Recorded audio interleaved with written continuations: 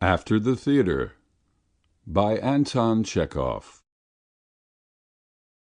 Nadia Zelenin had just come back with her mamma from the theatre, where she had seen a performance of Yevgeny Onegin.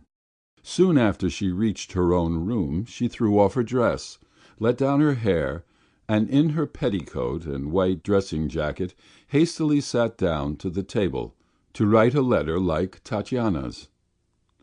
"I love you," she wrote, "but you do not love me. You do not love me." She wrote it and laughed. She was only 16 and did not yet love anyone. She knew that an officer called Gorny and a student called Gruzdev loved her. But now, after the opera, she wanted to be doubtful of their love. To be unloved and unhappy, how interesting that was! There is something beautiful, touching, and poetical about it, when one loves and the other is indifferent.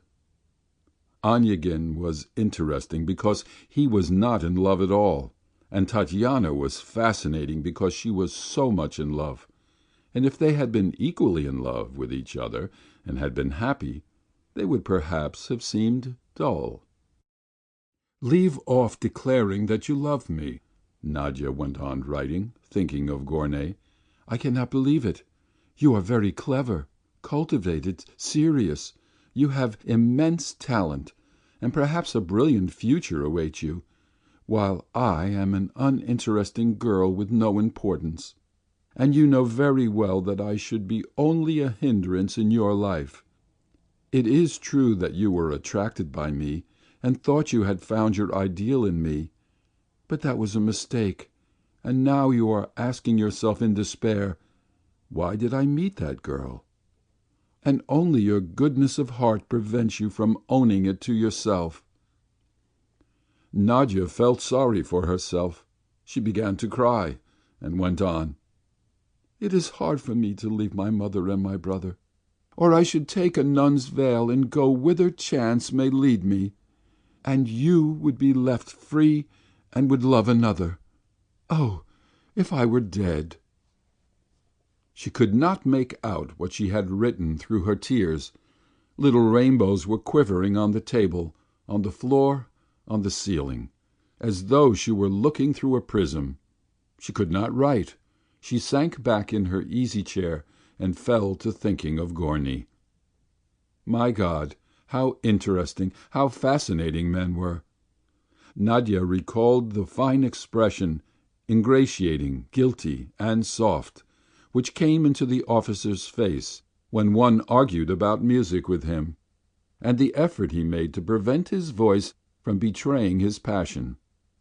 In a society where cold haughtiness and indifference were regarded as signs of good breeding and gentlemanly bearing, one must conceal one's passions, and he did try to conceal them, but he did not succeed, and everyone knew very well that he had a passionate love of music.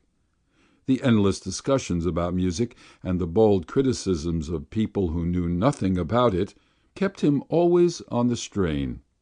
He was frightened, timid, and silent. He played the piano magnificently, like a professional pianist, and if he had not been in the army he would certainly have been a famous musician. The tears on her eyes dried. Nadia remembered that Gorny had declared his love at a symphony concert, and again downstairs by the hat-stand, where there was a tremendous draught blowing in all directions. "I am very glad that you have at last made the acquaintance of Gruzdev, our student friend," she went on writing. "He is a very clever man, and you will be sure to like him. He came to see us yesterday and stayed till 2 o'clock. We were all delighted with him, and I regretted that you had not come. He said a great deal that was remarkable." Nadia laid her arms on the table and leaned her head on them, and her hair covered her letter. She recalled that the student, too, loved her, and that he had as much right to a letter from her as Gorny. Wouldn't it be better, after all, to write to Gruzdev? There was a stir of joy in her bosom for no reason whatever. At first the joy was small, and rolled in her bosom like an Indian rubber ball. Then it became more massive, bigger, and rushed like a wave. Nadya forgot Gorny and Gruzdev. Her thoughts were in a tangle, and her joy grew and grew.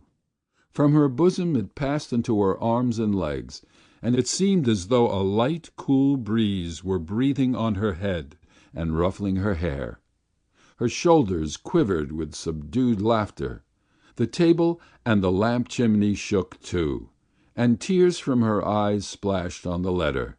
She could not stop laughing, and to prove to herself that she was not laughing about nothing, she made haste to think of something funny. "What a funny poodle!" she said, feeling as though she would choke with laughter. "What a funny poodle!"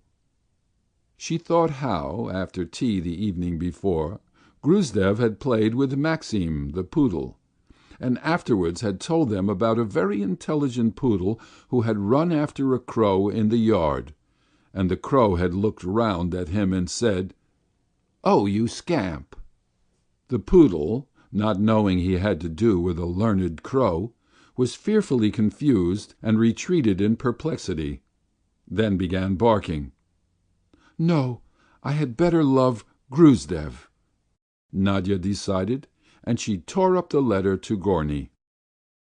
She fell into thinking of the student, of his love, of her love, but the thoughts in her head insisted on flowing in all directions, and she thought about everything, about her mother, about the street, about the pencil, about the piano.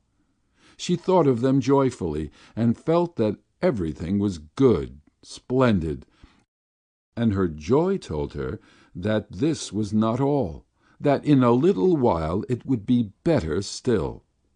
Soon it would be spring, summer, going with her mother to Gorbiki. Gorny would come for his furlough, would walk about the garden with her and make love to her. Gruzdev would come too. He would play croquet and skittles with her.